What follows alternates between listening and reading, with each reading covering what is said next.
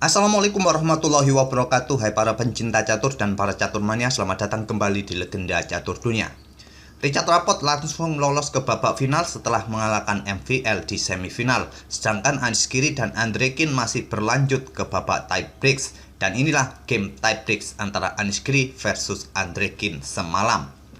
Permainan dalam babak tiebreaks ini kawan akan dimulai dengan 2 kali game rapid 15 plus 10 detik increment. Jika imbang akan dilanjut 2 kali blitz 3 plus 2. Jika tetap imbang akan ditentukan dengan permainan Armageddon. Seperti biasanya kawan, hitam akan mendapatkan 4 menit, putih mendapatkan 5 menit. Tapi jika remis, hitam akan jadi pemenangnya.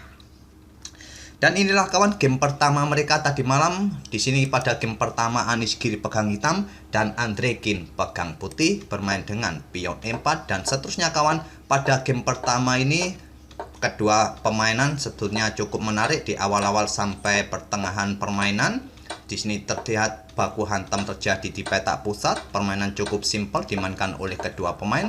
Dan pada titik seperti ini kawan, pada posisi ini pion D4 sudah dimainkan oleh Andre Kin, mengancam kuda dan persiapan beteng pun siap digeser ke lajur pusat karena raja masih berada di posisi pusat. Dan pada posisi ini Anish Giri membuat keputusan yang sangat brilian, melakukan rokade panjang. Jika sekarang pion pukul kuda, gajah ini bisa bergerak untuk melakukan skak dengan tempo dan menteri nanti akan tewas kawan seperti ini dan akan terjadi skak mat berikutnya jika dilanjutkan. Pada posisi ini Andre Kin memutuskan untuk bermain dengan menteri ke B3 dan seterusnya kawan. Permainan akhirnya berakhir remis dengan langkah pengulangan seperti ini. Cukup disayangkan bagi Anish Giri pada posisi seperti ini. Harusnya dia mempunyai posisi yang lebih bagus daripada Andre Kin kawan. Pada posisi seperti ini kawan, harusnya hitam tidak melanjutkan langkah kuda kembali ke petak G6 yang akhirnya terjadi remis tadi. Hitam bisa melanjutkan dengan gajah C5 untuk mengepin kuda terhadap raja yang ada di posisi satu diagonal. Mungkin menteri putih ke petak C4, di sini gajah bisa mundur, pion A4 bisa kalian antisipasi dengan pion A6 untuk memberikan ruang jika gajah diserang oleh pion. Dan di sini mungkin putih akan melanjutkan menggeser rajanya terlebih dahulu atau bermain dengan gajah ke petak F4. Di sini kuda bisa lompat ke petak G6 kawan. Inilah jalur-jalur yang bisa dilanjutkan oleh hitam pada posisi ini atau dalam permainan aslinya. Di posisi ini Anish Giri melangkahkan kudanya kembali ke G6 dan Andre Kin memutuskan untuk mengembalikan kudanya ke peta E6 dan permainan berakhir remis dengan threefold repetition move atau pengulangan langkah. Cukup disayangkan dalam posisi yang lebih bagus dari putih, Anish Giri memutuskan untuk mengulangi langkah-langkahnya. Kuda ke peta F8 kembali ke G6, kuda ke peta F8 kembali lagi. Cukup disayangkan. Mungkin bagi hitam atau sebagian banyak kita berpikir kawan, saat pegang hitam bermain remis merupakan satu kemenangan bagi hitam, berasa menang jika bermain remis saat pegang hitam. Tapi dalam posisi yang lebih bagus, kenapa permainan tidak dilanjutkan untuk memberikan tekanan lebih pada lawan. Itulah kawan pada game pertama mereka dalam permainan rapid 15 plus 10 detik increment berakhir remis. Dan sekarang kita ke game kedua mereka kawan. Di sini gantian, Anish Giri pegang putih mengawali dengan pion E4, dibalas dengan permainan Sicilia, tidak bermain dengan Ruy Lopez ataupun Italian game. Di sini Andre Kin terlihat di game sebelumnya juga sering bermain dengan Sicilia kawan, dibalas kuda F3 Anish Giri. Pion E6 ini adalah variasi Paulsen atau variasi Sicilia Prancis. Di sini kawan, di permainan Sicilia Prancis seperti ini, permainan bisa ditransposisi ke bentuk permainan French defense atau pertahanan Prancis.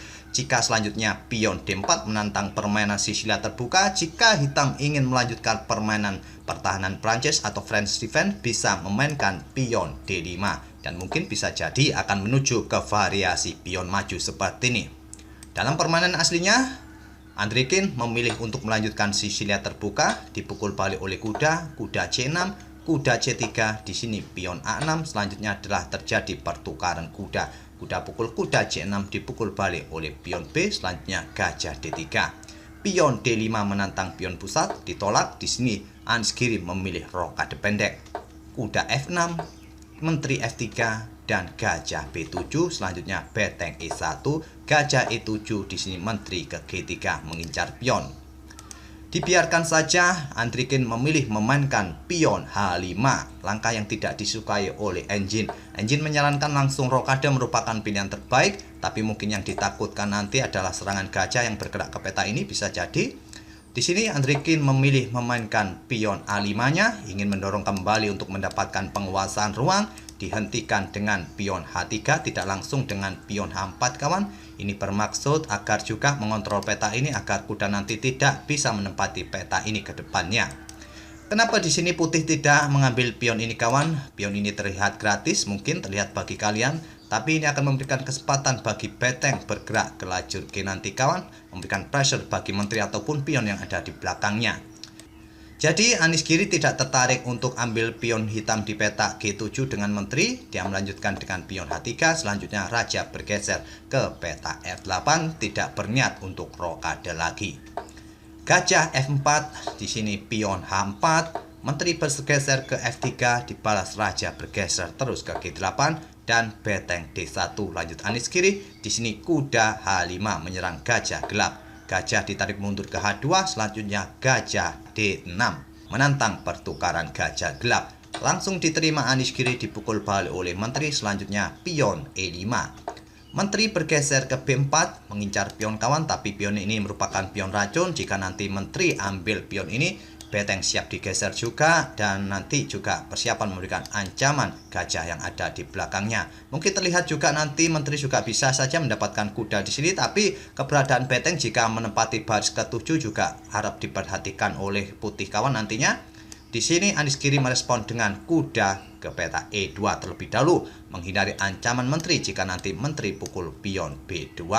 Di sini pion G6 untuk memperkuat posisi kuda ataupun juga memberikan ruang bagi raja ataupun manuver kuda nanti ke peta-peta ini kawan. Dibalas dengan pion C3. Menteri mundur ke E7, selanjutnya pion B4 untuk mendapatkan penguasaan ruang di area sayap menteri, dan ditantang dengan pion A5 oleh Andrikin, ditolak, bermain dengan pion A3. Gajah A6 kembali membuat tantangan pertukaran gajah. Sepertinya saat pegang hitam ini Andrikin mencoba bermain simpel kawan. Lihat tadi dia selalu membuat tantangan-tantangan pertukaran, dan di sini ditolak, kuda lompat ke D4, Andrikin melanjutkan pertukaran. Dipukul balik menggunakan menteri, selanjutnya menteri B7. Langkah menteri ke peta B7 ini tidak disukai oleh Engine tadi. Engine menyarankan untuk membuka lajur A bagi betengnya kawan dengan melakukan pertukaran pion seperti ini terlebih dahulu. Andrikin langsung bermain dengan menteri B7 dan beteng B1. Persiapan memberikan discover attack, dibalas dengan langkah menteri menghindar ke lajur A ke A6. Sekarang pion B5 menantang pertukaran, diterima, dipukul balik menggunakan beteng. Tidak suka Engine memukul balik menggunakan beteng, Engine lebih menyukai memukul balik menggunakan kuda kawan, dengan harapan berikutnya kuda ini bisa menempati spot ini. Sebelumnya menteri ini harus menghindar terlebih dahulu ke peta F3 dan nanti memberikan ancaman bagi pion yang ada di peta F7. Andrikin menyukai memukul balik menggunakan beteng, dan di sini kuda G7. Persiapan manuver mungkin, dan dibalas dengan langkah beteng B1. Persiapan memberikan ancaman di sini, discover check, dan memberikan ancaman juga bagi menteri hitam. Di sini Andrikin merespon dengan langkah menteri mundur ke J8 untuk menghindari serangan di sini, dan dibalas langkah beteng B6. Mengosongkan peta bagi manuver kuda nanti ke peta ini kawan, dihentikan dengan langkah menteri J5.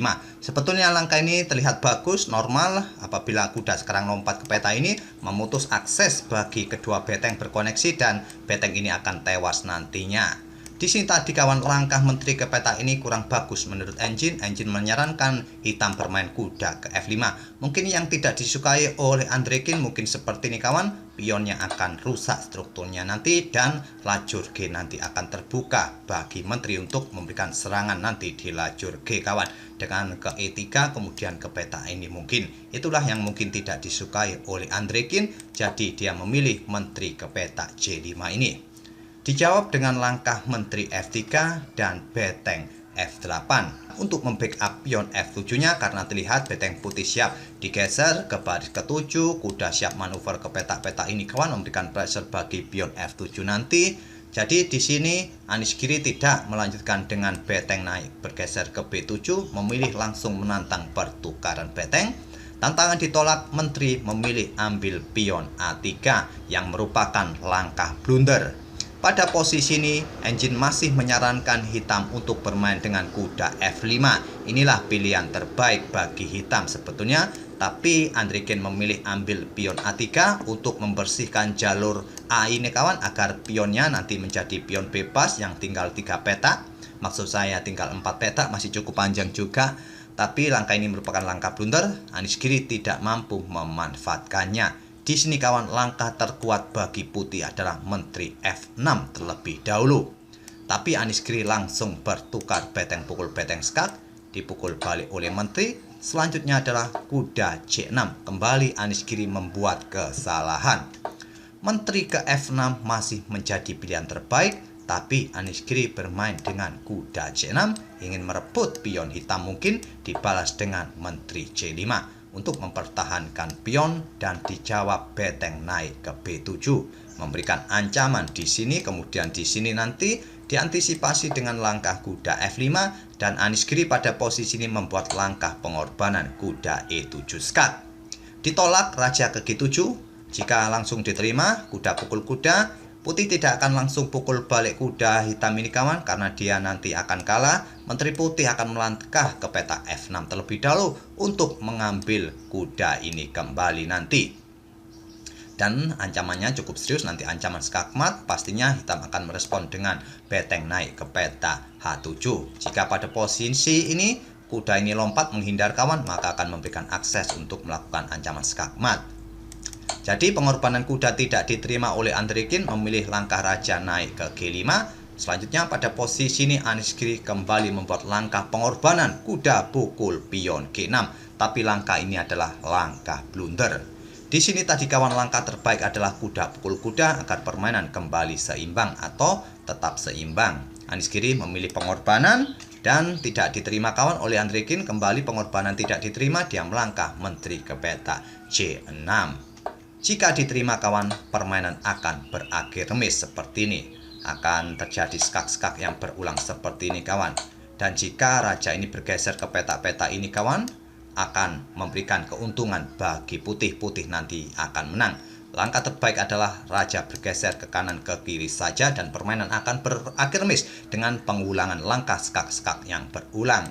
Pengorbanan ditolak. Di sini Andrikin memilih Menteri ke peta C6 mengancam beteng. Beteng dikorbankan lagi oleh Anish-Giri, pukul pion F7 skak. Dipukul oleh raja, tidak ada pilihan lain kawan yang bagus, dan kuda pukul beteng skak. Raja ke G7, Menteri ke H5 melindungi kuda. Selanjutnya Menteri hitam ambil pion C3. Dan coba lihat kawan, hitung-hitungannya sekarang pionnya sama-sama mempunyai 4 pion. Tapi masalahnya hitam ini mempunyai pion bebas. Dan posisi Menteri hitam juga cukup bagus, siap memberikan ancaman skak beruntun nanti untuk menghabiskan beberapa pion putih di sisi kanan papan. Di sini Anish-Giri melanjutkan kuda F7. Di sini Menteri hitam E1 skak. Raja H2, Menteri ambil pion F2. Di sini kuda lari, memberikan tempat bagi menterinya untuk melakukan skak-skak di sini. Dijawab oleh Menteri hitam G3 skak. Raja ke G2, Menteri E1 kembali skak. Memaksa raja kembali ke H2, Menteri ambil pion skak. Di sini raja ke G1, Menteri ke E3 skak. Raja ke H2 kembali dan Menteri ke G3 skak. Memaksa mundur lagi raja, di sini Menteri ke E1 skak. Raja ke H2, di sini Andrikin melakukan pengorbanan Menteri H1 skak. Dipukul, sekarang kuda ke G3 skak menggarpu Menteri. Menteri tewas dan kita temui permainan endgame kuda versus kuda. Tapi Andrikin unggul 2 pion dalam posisi kemenangan. Sekarang hitam kawan berbalik, tadi di middle game Anish-Giri sempat unggul, tapi sekarang berbalik karena Anish-Giri tadi banyak melakukan pengorbanan-pengorbanan yang termasuk langkah blunder. Di sini kuda pukul pion E6 skak. Raja bergerak mendekati kuda, kuda ke C5. Selanjutnya raja terus bergerak menuju pusat, mengawal pionnya untuk promosi. Di sini raja putih juga mulai bergerak, pion D4 dan raja putih ke E2. Kuda F4 skak menggarpu pion G2, raja ke F3 melindungi pionnya. Di sini Raja Hitam mendekati kuda putih meninggalkan kudanya. Kuda putih lompat ke A4, kuda hitam juga lompat menghindar ke E6. Pion G3 menantang pertukaran diterima dan sekarang putih mempunyai pion bebas. Di sini pion didorong maju. Pion hitam juga didorong maju. Raja ambil pion hitam. Di sini raja bergerak ke C4. Dan sudah lagi kawan, jika dilanjutkan seperti ini, tak perlu lagi saya untuk menjelaskan satu persatu langkahnya. Di sini di langkah ke-63, Anies Giri menyerah karena pion hitam ini sudah tidak bisa dihentikan lagi, tinggal satu petak bisa promosi. Cukup disayangkan kawan bagi Anies Giri, di dua game awal-awalnya pada game pertama Anies Giri menang posisi, tapi dia memutuskan untuk membuat langkah berulang tadi dengan kudanya saat kuda putih juga melakukan langkah berulang. Dan pada game yang kedua sempat unggul di middle game, tapi akhirnya dia membuat langkah-langkah pengorbanan yang merupakan langkah blunder yang bisa dimanfaatkan oleh Andrekin dalam posisi yang bagus. Menterinya sangat bebas memberikan ancaman skak-skak beruntung dan mengambil pion-pionnya Anies Giri tadi, yang akhirnya membuat Andrekin lolos ke babak final nanti malam bertemu dengan Richard Rapport. Oke, semoga permainan kedua pemain bisa menghibur kalian dan kita akan bertemu di video-video berikutnya. Terima kasih. Wassalamualaikum warahmatullahi wabarakatuh.